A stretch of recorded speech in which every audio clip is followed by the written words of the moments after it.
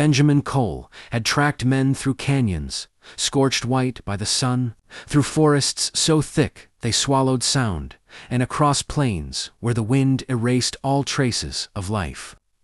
He was known for finding what others could not: lost cattle, stolen gold, vanished men who didn't want to be found. But when the rancher slid a folded notice across the table at the Red Willow trading post, Benjamin felt something twist in his chest that had nothing to do with the work. The name on the paper stopped him cold. Alexandra Hale. Benjamin didn't reach for the money. He didn't touch the notice. For a long moment, he simply stared, the noise of the trading post fading into a dull hum.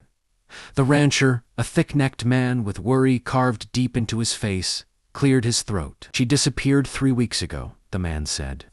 "My sister, smart girl, tough too, but she wouldn't just run off. Not without a word." Benjamin finally looked up. "Hale?" he asked, keeping his voice even, from the Cottonwood Valley. The rancher nodded. "You know her." Benjamin leaned back in his chair, boots scraping against the wooden floor. No, her wasn't the word for it. Alexandra Hale had once been promised to him under a cottonwood tree. Her hands warm in his, her laughter soft and certain as she spoke of a future neither of them truly understood. That had been before blood feuds, before a lie tore their families apart, before Benjamin rode away believing it was the only way to keep her safe. "I knew her," he said carefully. "A long time ago." The rancher hesitated. "Then you understand why I need the best." Benjamin folded the notice slowly, as though too quick a movement might shatter something fragile inside him. Where was she last seen? Headed west. Took a horse, supplies for a few days. Folks say she asked about old mining trails and river crossings, like she was running from something or toward it. Benjamin stood, the chair legs groaning in protest. He left the money on the table untouched. "I'll find her," he said. "But you should. No, Alexandra doesn't stay lost unless she wants to." Outside, the late afternoon sun burned low over the horizon, painting the land in shades of gold and dust. Benjamin saddled his horse with practiced efficiency, his hands steady, even as memories clawed their way free.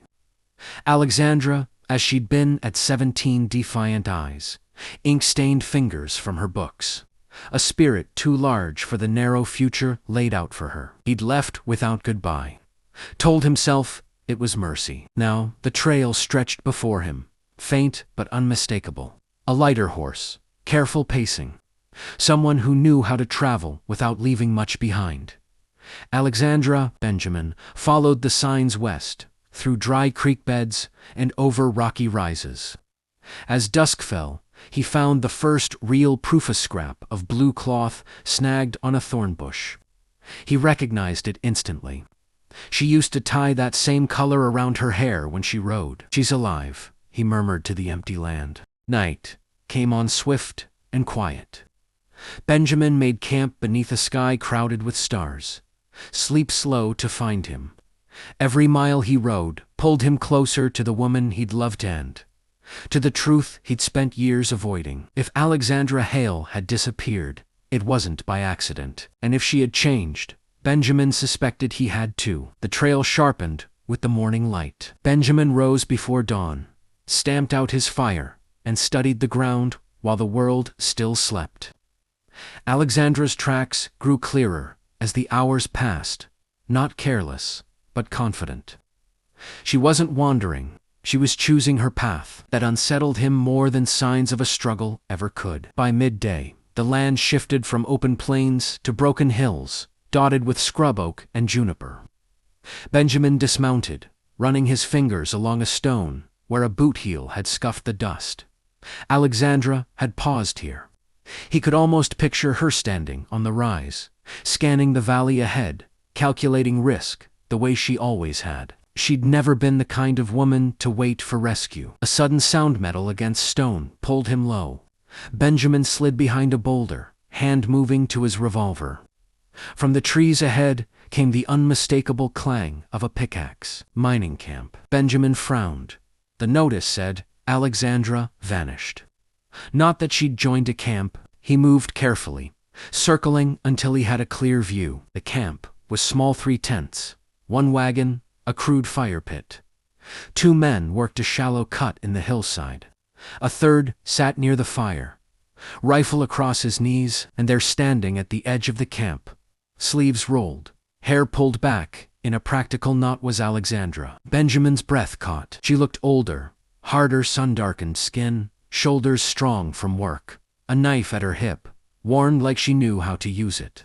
But when she laughed at something one of the men said, the sound was achingly familiar. Relief washed through him quickly, followed by something darker. Why was she here? Benjamin waited until nightfall. When the camp settled into quiet, he slipped closer, moving like a shadow through the trees. Alexandra stepped away from the fire, carrying a canteen, heading toward the creek. He rose from the darkness. "Alex," he said softly. She froze. Slowly, deliberately, her hand moved to the knife at her side. "That's not a name you get to use," she said, without turning. Benjamin swallowed. "I had to try." She turned then, eyes sharp as flint and widened. For a heartbeat, neither of them moved. "Benjamin," she said, disbelief threading her voice. "Of all the ghosts, I'm not here to haunt you," he said. "Your brother hired me, says you're missing." A humorless smile tugged at her mouth. "Missing implies I was taken. You disappeared. I left." She studied him, eyes flicking to his horse, his gear, the familiar stance of a man who knew danger too well. "Figures they'd send you." "Why?" he asked. "Because you're good at finding things," she said. "And because you don't quit." Benjamin stepped closer. "Alexandra, you can't just vanish. There are men looking. Not all of them friendly." Her jaw tightened. "That's why I'm here." She gestured toward the hills. "There's silver in these rocks, real veins, enough to buy my freedom." "From what?" Benjamin asked quietly. "From my family, from a life I didn't choose." Her eyes locked onto his. "From a promise that was broken." The words struck deeper than any blade. "I didn't break it lightly," he said. "I left because staying would have gotten you killed." "That was your decision," she snapped. "Not mine." The silence stretched between them, thick with years unsaid. "Come back," Benjamin said at last. "At least, let me take you somewhere safe." She shook her head. "I am safe." For the first time in my life, a shout echoed from the camp. One of the men called her name. Alexandra took a step back. "You should go. If they know a tracker's sniffing around." "They're not. What worry me," Benjamin said. She hesitated. For just a moment, the woman he remembered flickered through the girl who trusted him with her dreams. "Leave at first light," she said, "and forget you found me." Benjamin held her gaze. "I don't forget what matters." She turned away, disappearing into the dark. Benjamin stood alone by the creek, the truth settling heavy in his chest. Finding Alexandra had been the easy part. Convincing her to come home, if home was even still a place for either of them, would be the real hunt. Benjamin didn't leave at first light. He waited, watching the camp from the high ground as the sun crept over the hills. Alexandra moved with purpose, checking supplies, speaking low to the men, her posture alert. Whatever she'd told them, it hadn't included the truth. That much Benjamin knew. By noon, the camp broke apart. The men packed the wagon, doused the fire, and headed north, toward the narrow pass. Alexandra rode last, scanning the ridgeline like she expected trouble. She was right. Benjamin caught the signs before the echo of gunfire reached them. Fresh tracks, cutting across the mining road. Booted and heavy, careless in the way. Only men who believed themselves untouchable could be outlaws. At least for Burns. At least for... He spurred his horse downslope. The ambush came fast. Shots cracked through the air. One of the miners went down hard, screaming. Horses reared. The wagon lurched, spilling tools and ore across the dirt. "Get to cover," Alexandra shouted, firing back with steady precision. Benjamin rode straight into the chaos. He dismounted behind a fallen log, revolver barking twice. One outlaw fell, another dove for rocks. Benjamin reloaded, eyes tracking movement with ruthless focus. Alexandra spotted him then. Their gazes met across the smoke, and noise recognition flaring followed by trust. No questions. No hesitation. They moved like they always had. Benjamin flanked left, drawing fire. Alexandra advanced, using the wagon as cover, her shots controlled, deadly. Within minutes, the remaining outlaws fled, dragging their wounded with them. Silence returned, broken only by ragged breathing. Alexandra lowered her gun, chest rising fast. "You were supposed to leave." "I tried," Benjamin said. "Didn't take." One miner lay still. Another clutched his arm, blood soaking through his sleeve. Benjamin knelt, tearing cloth for a bandage. They weren't random. Someone knew about this camp. Alexandra's expression darkened. "That's what I was afraid of." She walked a few paces away, staring down the trail. "My uncle sent men after me. He wants control of the land my father left me. Silver or no silver." Benjamin stood slowly.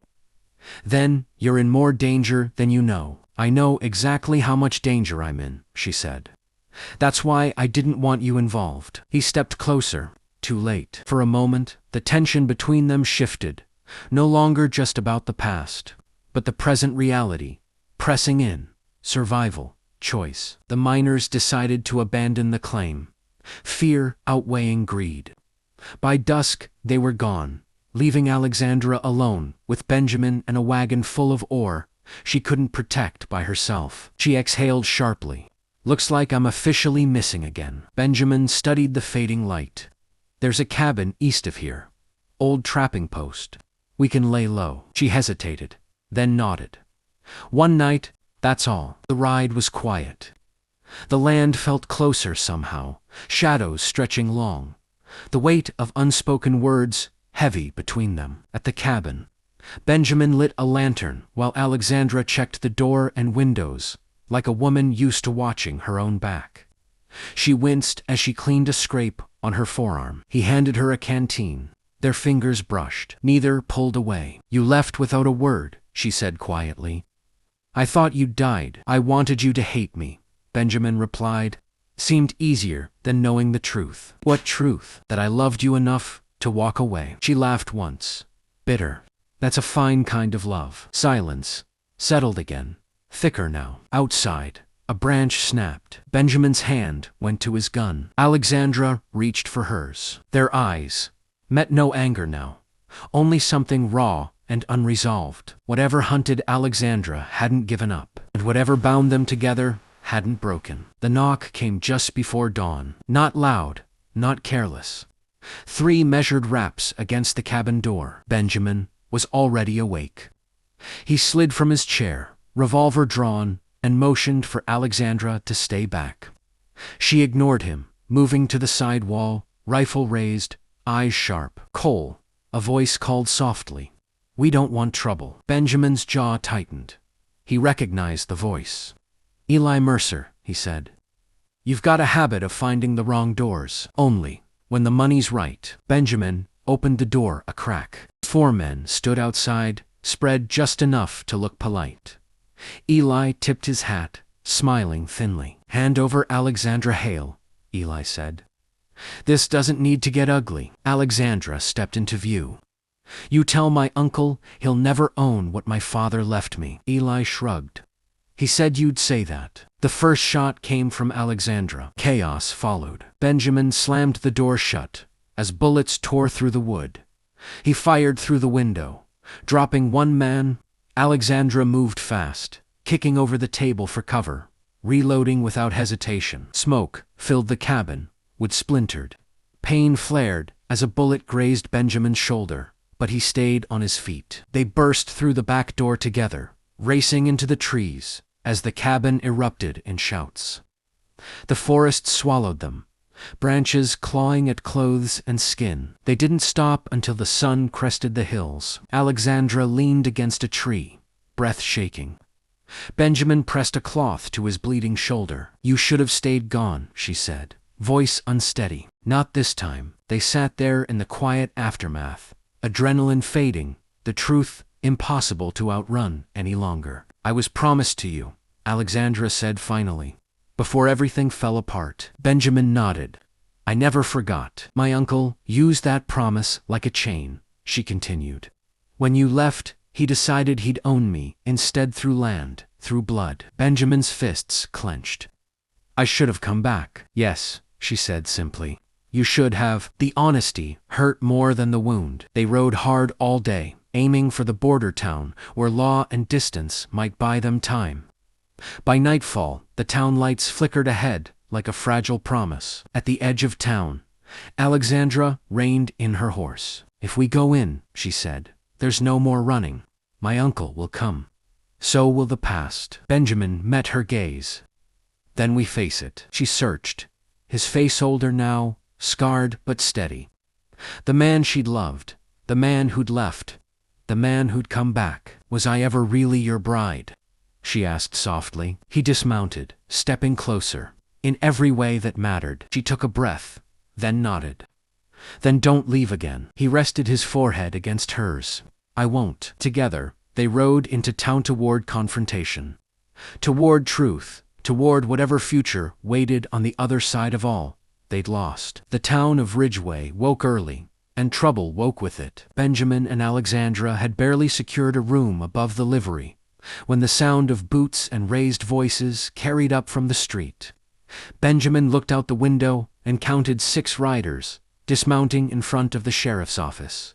At their center stood Thomas Alexandra's uncle pressed coat, silver watch chain, and eyes as cold as the river stones he meant to claim. So he came himself, Alexandra said quietly. Benjamin checked his revolver. Means he's desperate. They went down together. The sheriff stood stiff behind his desk as Thomas Hale spoke smoothly, spinning a tale of a wayward niece and stolen property. Alexandra listened without flinching, then stepped forward. My father's land was left to me, she said clearly. I have the papers, and these men tried to kill me to take it. She laid the documents on the desk. Benjamin placed the outlaw's dropped badge beside them, the mark of a known gang. Silence stretched. The sheriff finally cleared his throat. Seems you've brought more than words, Miss Hale. Thomas's smile cracked. You don't understand. No, Alexandra said, meeting his gaze. You don't own me. You never did. Outside, townsfolk gathered, drawn by the tension.